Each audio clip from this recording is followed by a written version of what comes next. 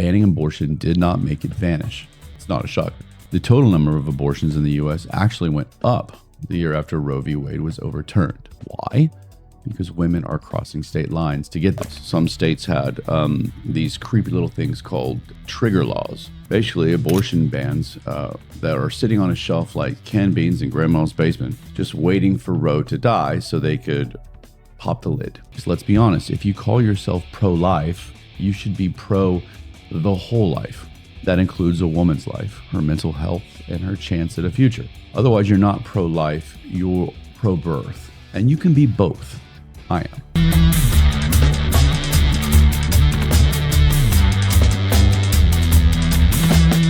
Welcome to Stay in the Fray podcast. I'm your host, Ryan. This is where headlines get hit hard, hypocrisy gets shredded, and the absurd are laughed at. If you want comfort, this isn't your place.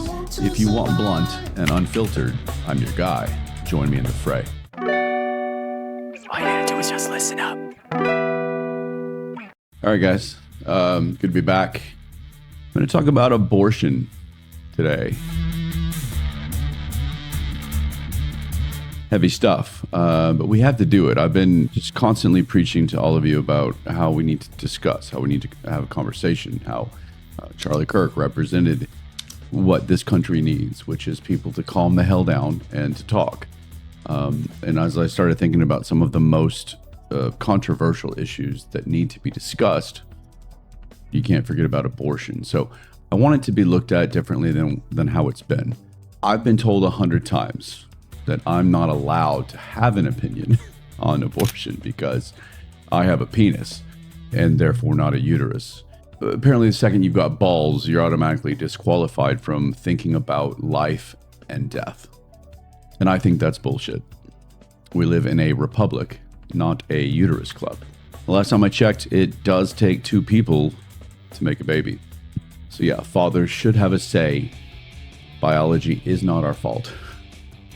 So let me be clear right up front before we go any further. I am not here to give a cookie cutter pro-life or pro-choice rant. Don't come at me with you're taking a side. My fellow right-wingers, don't come at me and say, how dare you? And the left-wingers, just calm down. You all are a little wild these days.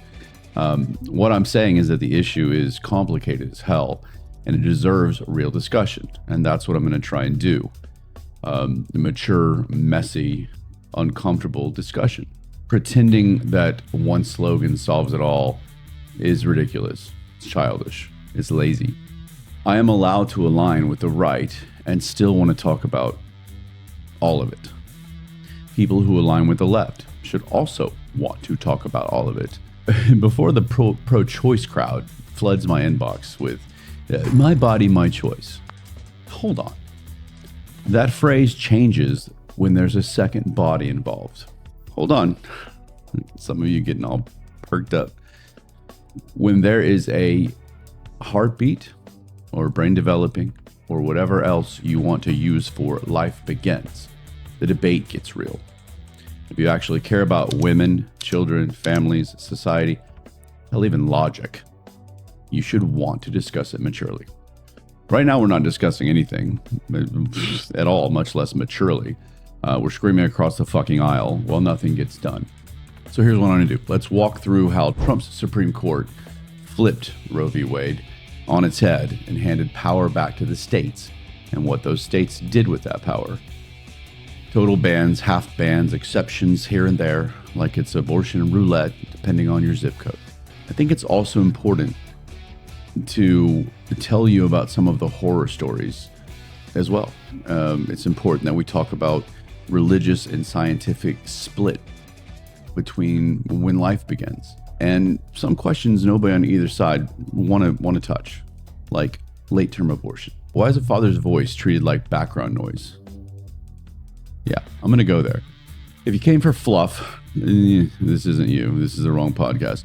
But if you came for raw, unfiltered honesty with research to receipts, welcome to Stay in the Fray podcast. It is October the 1st, 2025. Let's roll. So, quick history lesson before the social media troll mob starts typing away. Roe v. Wade wasn't some sacred stone tablet handed down from Mount Sinai. It was 1973 Supreme Court decision that basically said the Constitution's right to privacy covered abortion. For almost 50 years, it set a national baseline. States couldn't ban abortion in early pregnancy, and any restrictions had to pass a legal undue burden test. Meanwhile, states kept poking at it. Waiting periods, parental consent, mandatory ultrasounds. They chipped away at Roe, but it held. Then Trump came. Love him or hate him, his 3 Supreme Court picks shifted the court's balance and opened the door to Dobbs versus Jackson Women's Health Organization. In 2022, Dobbs didn't just tweak Roe, it nuked it. The court said there is no federal constitutional right to abortion. Translation, the feds are out, the states are in. This is the part that people forget, or they choose to forget. Trump did not ban abortion, people. He set the stage for the questions to go back to the states. That's what a republic is supposed to be, especially with how they function on social issues. So the real question is, what have the states done with that power? It's a mess, not gonna lie. So Roe falls, the court hands the ball to the states, and then comes the chaos. Some states had these creepy little things called trigger laws. Basically, abortion bans that are sitting on a shelf like canned beans in grandma's basement, just waiting for Roe to die so they could pop the lid. Dobbs hits, boom. Those laws snap into place overnight. Right now, about a dozen states have total bans. Not kind of sort of bans, but flat out no abortions unless maybe the mother is about to die. Tennessee, Alabama, Oklahoma, Texas, where I am, these are not gray area states. They've got flat out bans. It doesn't matter if you are a 10-year-old girl and raped. Good luck. Then you got another 2+ dozen states with restrictions based on weeks. 6 weeks, Georgia and Florida, they say 6 weeks. 6, that's a lot of women don't even know that they're pregnant at 6 weeks. That could be the point. That could be their goal. Some are set at 12 weeks, 20 weeks. It's like every state's running its own version of The Price is Right. Spin the wheel and find out what you get today. Don't think exceptions save the day. There are some states, like Idaho, for example, that say, well, we will allow it for rape or incest. And it sounds compassionate, right? But you've got to file a police report in that case. If there's one thing a traumatized teenage girl wants after being raped, it's to sit across from a detective and relive the details before a doctor will even touch her chart. Then there's the state line problem. Women in banned states are now flooding into states that kept abortion legal. Illinois is basically an abortion hub. Now, women drive in from all the Midwestern states. Hell, half are just pouring across the border. So yeah, again, Trump gave power back to the states. And what the states did with it is a patchwork nightmare. Your rights depend on zip code. It's like some weird, sick geography quiz to know what rights you get. Let's get real for a second. Take away the legal options. Women don't suddenly stop wanting abortions. They get scared. They get desperate. And that combination leads to some horror stories. Just a couple. There's a case of a 24-year-old pregnant woman with twins who tried a self-abortion around 21 weeks. I don't like that it was 5 months in, and I definitely don't support an abortion at that point. But her attempt went sideways fast. She got sepsis, a brutal infection, and ended up not just losing pregnancy, but her uterus, ovaries, tubes, the works. So her shot at motherhood in the future, gone forever. Why? Because she tried to do something that was dangerous, because nobody was allowed to help her. Of course, that brings the whole argument to fruition. Should she have done it anyway? Is it a legal issue? Again, that's not the point. Let's go back a little further. Indiana, late 80s, a teenager named Becky Bell couldn't get a legal abortion without parental consent. She tried to handle it herself, ended up with sepsis, and died. So her parents lost their daughter because the system decided it knew what was best. Here's the stat nobody wants to admit. A growing number of women today are reporting that they've tried to self-induce an abortion. It's not fringe. It's happening in states where access is basically zero. This is the ugly, very real fallout of the bans.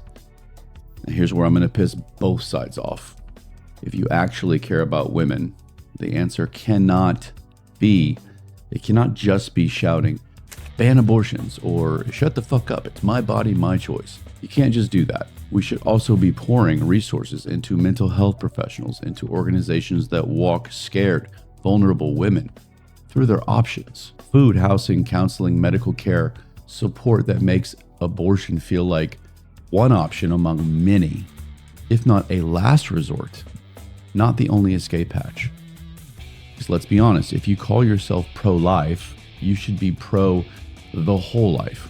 That includes a woman's life, her mental health, and her chance at a future. Otherwise, you're not pro-life, you're pro-birth. And you can be both. I am. So here's the heart of the fight. No pun intended. This is what it boils down to. When does life actually begin? That's, of course, the million-dollar question, and it's why nobody can agree. Christians will say life begins at conception. Boom. Fertilization. If that zygote exists, it's a life. It has a soul. Period. No gray area. On the other side, some folks lean on the science, though which science depends on who you ask. Some say it's when the embryo develops a heartbeat. Others argue it's brain activity or when the spinal cord connects. Some push it further to viability, when a baby could survive outside the womb with medical help. And depending on who you ask, viability could mean 22 weeks, 24 weeks, or even later. So you see the problem. If you think life begins at conception, then every abortion is murder. If you think life begins at viability, then early abortion is acceptable, but late term, horrifying. The same word, life, but completely different definitions. That's why this debate turns into a screaming match. We're not even talking about the same thing. Now let me be crystal clear on one point. Late-term abortion, no. Unless a mother is going to die, it should never be okay. That's not women's rights. That's infanticide. The fact that anyone defends killing a fully developed baby blows my mind. That being said, hold on. I can almost hear you guys shuffling.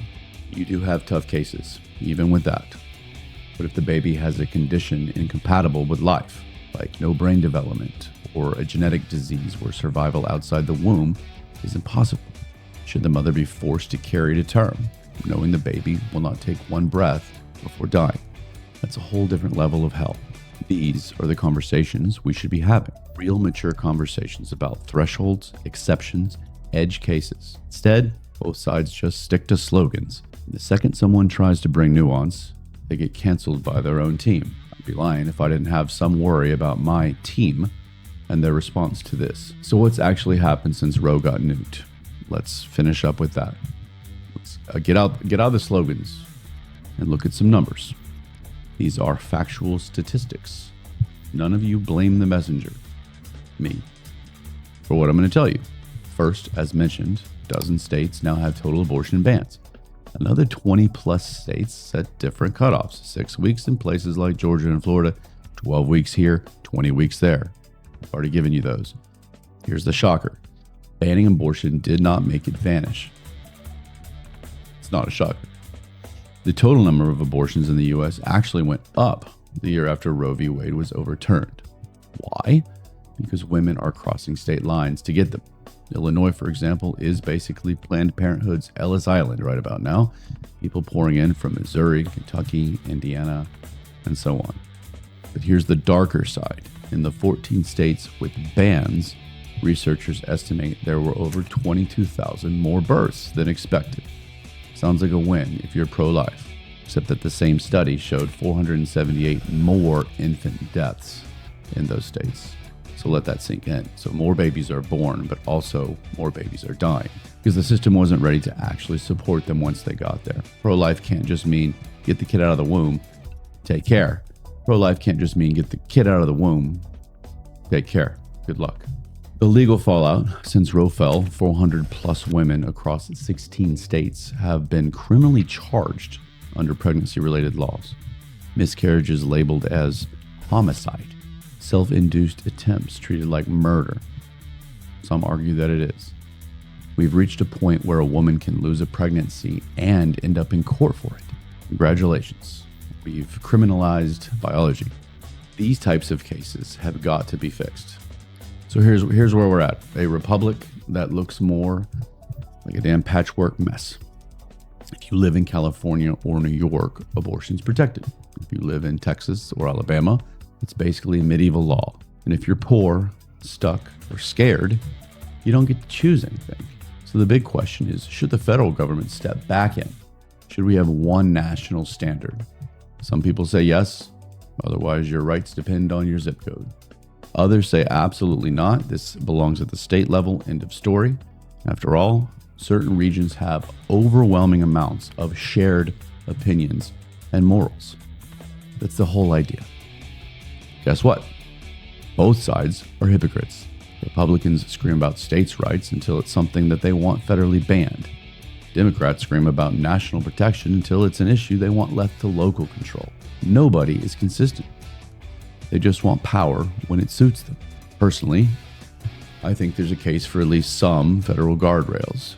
If you're going to call yourself a civilized nation, you can't be jailing women for miscarriages. And in other states, you hand out abortion pills like Tic Tacs. There has to be a baseline of sanity, emergency care, protection for rape victims, and yes, clarity on when late-term abortions cross the line into killing a baby. Here is the truth. Both sides can sit down.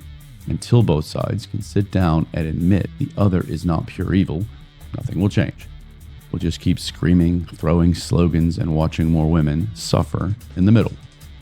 And the longer we pretend this isn't a national issue, the more fractured the country will become. So yeah, America, you wanted the debate back with the states. We got it.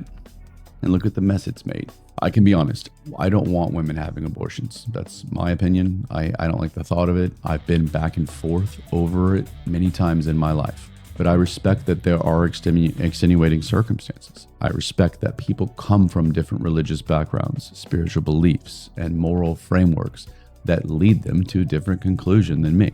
At the end of the day, it's not my place to judge every situation and every circumstance. That is between them, their conscience, and God. Here's what is clear. Both sides have obvious points that deserve to be added to a foundation moving forward. Pro-life, then step up for mental health, child support, adoption reform, and actually taking care of the damn women who need help. Pro-choice, stop pretending late-term abortion isn't barbaric and start engaging with the hard moral questions. One step at a time. Let's build a foundation we can all stand on. Or we will all just fall. Hit up the comments. Let me know what you think about this. Like I said, this is a very gray area for me. This, as you saw, this is not simple, and it shouldn't be. Drop all the bipartisan stuff. We got to meet in the middle. You have to on something like this. Let me know what you think. Like I said, like and follow, subscribe. Stay sharp. Stay honest. Stay human. Stay in the fray. Love you guys. All you gotta do is just listen up.